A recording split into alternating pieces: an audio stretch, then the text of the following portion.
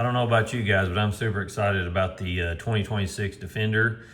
They have just about changed everything about it, and I feel like they really have listened to their customers. The things that they have changed and stuff. We've had almost every model Defender made, and there's been a couple of complaints across the board with things like the brakes, just little issues, the doors, the cab, just several little minute things that people have complained about over the years. And it seems like Canam has really listened to their customers, and I wanted to take a look at this and some of the things they've changed and like give you down to the detail on what they changed. And so just looking on the outside of the cab, obviously we now have LED headlights. And if you've bought a Defender before this, you know that they came with halogen bulbs. So that's a huge upgrade for the Can-Am Defender. Now, if you don't have that, I can show you how to put LEDs in your cab or in your headlights. I've got a couple videos on that. I'll link them in the bio. Just click more below that.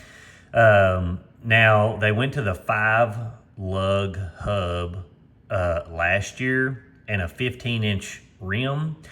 They've got a 30-inch tire, which is a great tire. The Polaris still has a 29-inch tire, but they have sealed this cab and a bunch of other things that we're going to go through and kind of look at that makes it 50% quieter. Now, the Defender was probably the quietest cab in the industry already. So it and the Ranger 1500 are very close. And I'm thinking that this might even be quieter than the new 1500, but it's definitely quieter than a Polaris Ranger. And the reason I say that is because a Polaris Ranger in the rear seat has the flip-up seat where the oil filter and stuff can be changed. Now, I don't know if they changed that on this one, but I'm sure it's changed because it's a new motor. So this is probably going to have a different oil filter location on it. Which is going to be phenomenal. I hope it's not like the Defender that was from 2025 and back, because that was an absolute nightmare to change. Now, they have changed the prices. These have gone up.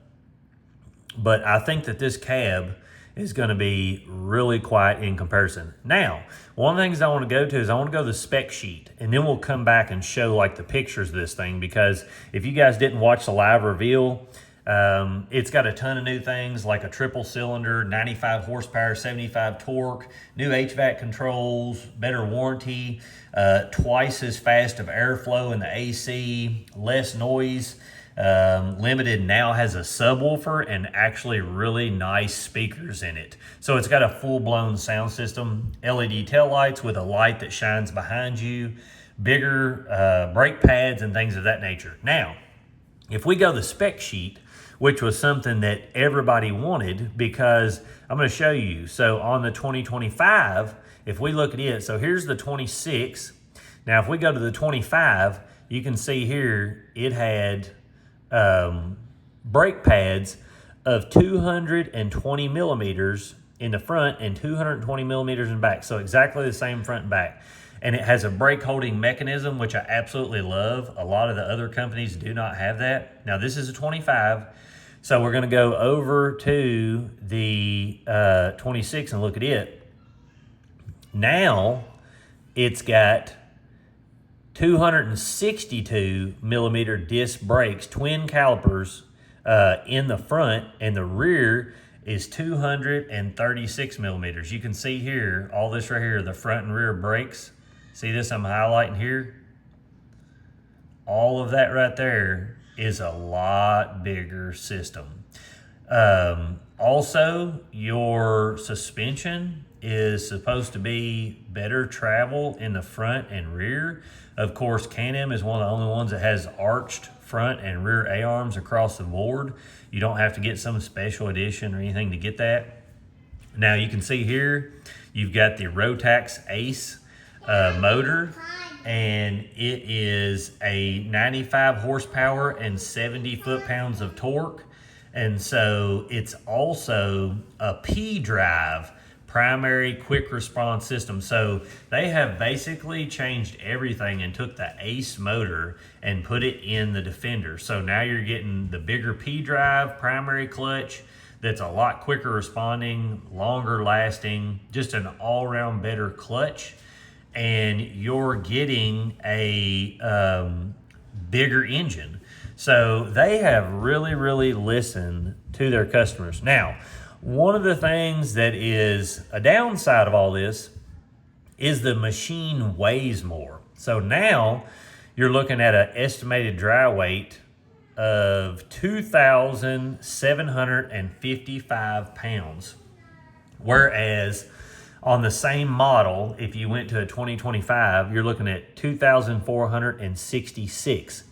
So you're getting between 200 and 300 pounds more. Now, they have upgraded almost every component on the suspension, the driving, the everything. Like if you look here, the magneto and stuff is 850 watts on this motor. And the one on the new one is like 1,700. So there's a lot of these things that you're getting that you're not going to have if you went to if you was looking at one prior. So they're basically all the things that you was wanting in the new one, they'd give it to you. And so the only thing I'm going to show you guys, one of the things that I didn't like that they did on the new one is they didn't change the front instrument cluster. But let's go and look at that. So let's see one more thing. As you can see here, the drive assistance, CVT, engine brake, sport, normal, work mode, speed limiter. This says, so let's see, sport, normal, work modes, that's the same as last time. The speed limiter and smart lock. Says it has electronic drive belt protection. I'm sure that's something that maybe can sense heat and stress on the belt. I'm not really sure. Same tires as last year. It has a 4,500 pound winch. I think it was a 3,500 on last year's. So let's see here. No, 4,500 on that one too. So you're not getting a different winch, but all the components are upgraded and stuff on here. Now let's go back to the main web page. So now that you know all the specs and stuff, so they fixed the brake deal as last time. They fixed it. So that's going to give you a lot better experience with the stopping and going, as long as they're big enough to handle the new weight. Hopefully they didn't counteract themselves. But as you can see here, now we've got the same big in-dash that's in the Maverick X, the Maverick R, which is going to give you a new thing like Ride Command has, where you can connect to your riders, and it has GPS.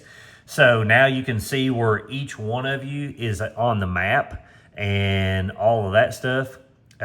Basically a connected system. Now this is the biggest one as far as width, because like the Kawasaki, I think 7-inch and something. The Polaris one's 7-inch and something. This one's 10-inch.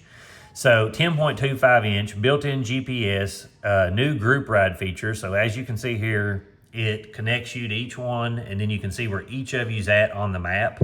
That's a really cool feature that Polaris has, and I think it should be across the board, because you can, if you're at camp and someone gets broke down, then you can see where they're at on the map and just go to them on the trail.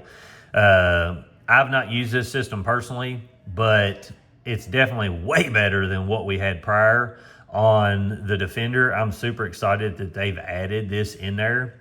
Now, the one thing that blew me away that they did not change, so let's go back and let's go to, let's just go to this one, and we will see, let's see. still a 30-inch tire. But it does look like that they have made the tires the same all the way around. So now you should be able to move them around side to side. So you can see here you've got a 30 by 9 by 10 by 15. So I don't know why it's saying it should just be 30 by 10 by 15. I'm guessing that they're still going to have skinnier ones in the front and wider in the back. It kind of looks like it does. I don't know why it's worded like that.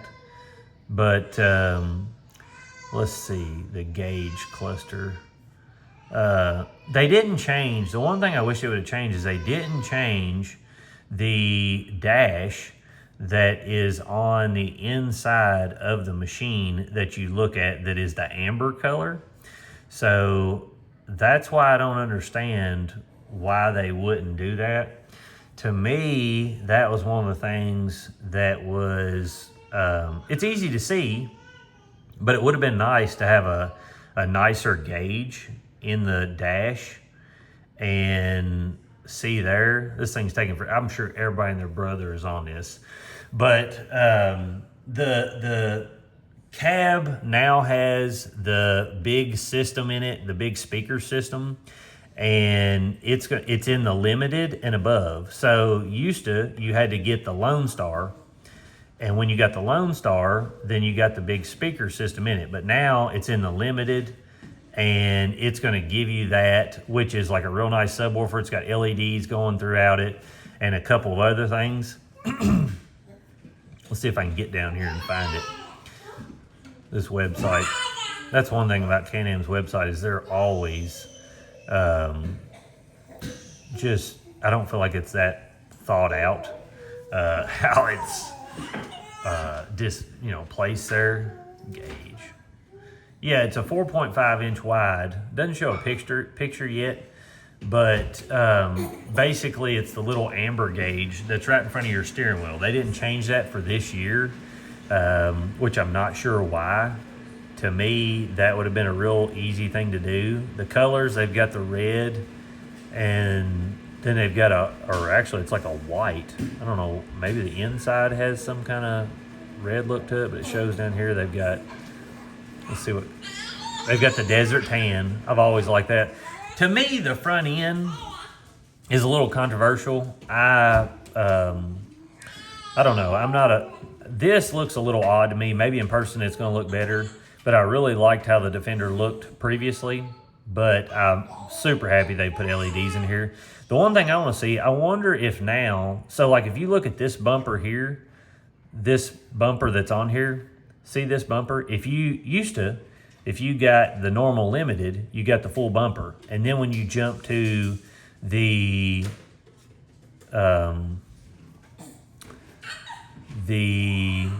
JL edition, the Texas edition, you lost the bumper. So let's see, Lone Star edition. Let's see. So they fixed that. So you still get the big bumper now. See here, used to when you got this model, this was cut off right here and you just got like this little sport bumper, and I absolutely hated that. But you're still gonna get rock sliders and things like that with this edition here that you don't get with the regular one. So this is still gonna be a premium look. Your seats are gonna be nicer in this, or at least nicer looking. There's not any difference in feel or anything like that. But the seats in this are a like tan color, which I really like. And then you get these like contoured rock sliders all the way around the sides of your cab. To me, the Limited has always been the better value.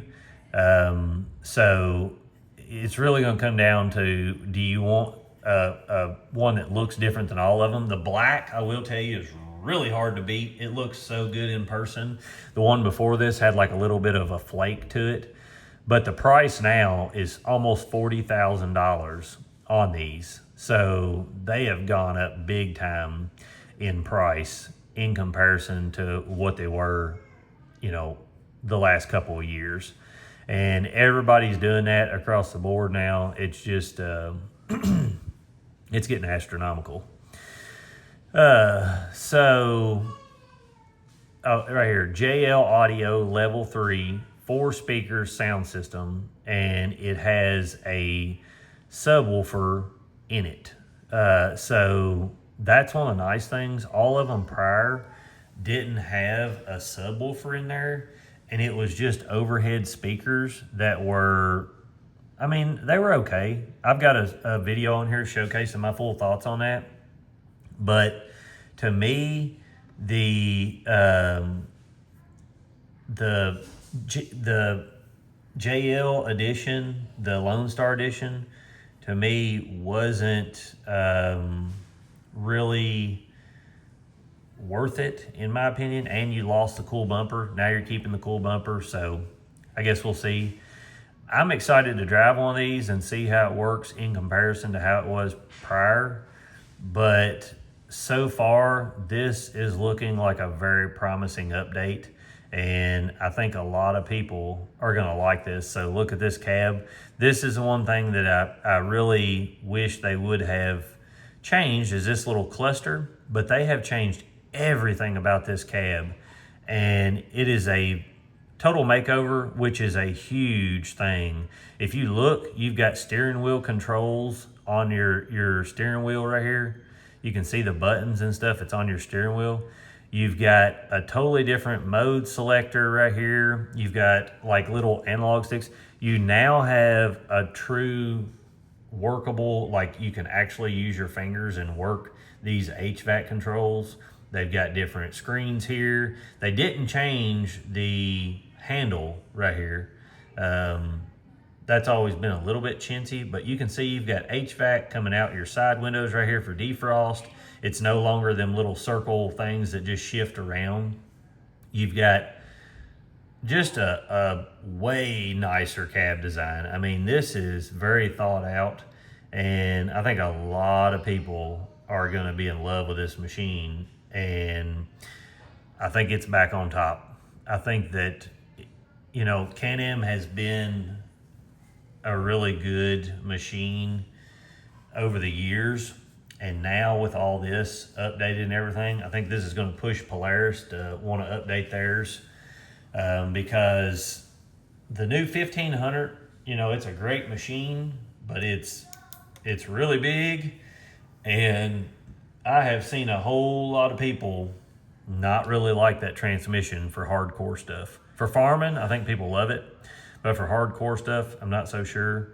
So just to go over everything real quick, you've got, like I said, a bigger engine. You've now got a 3-cylinder engine, Rotax Ace, 95 horsepower, and it's 70 to 75 torque. New HVAC controls. The cab is claimed to be half as quiet as it was. That's a huge claim. We'll have to see that. But the Defender was already the quietest one. So, you know, at least out of the 1000cc cab units. But you've got bigger middle screen, LED taillights, LED headlights, bigger brakes, bigger suspension. Limited now has 4 speakers and a subwoofer instead of 6 speakers. You've got real, you know, twice the airflow on the HVAC. So it's a lot nicer HVAC system for cooling, and a ton of other stuff. I mean, there's so many things on this that they've done to make it a better unit.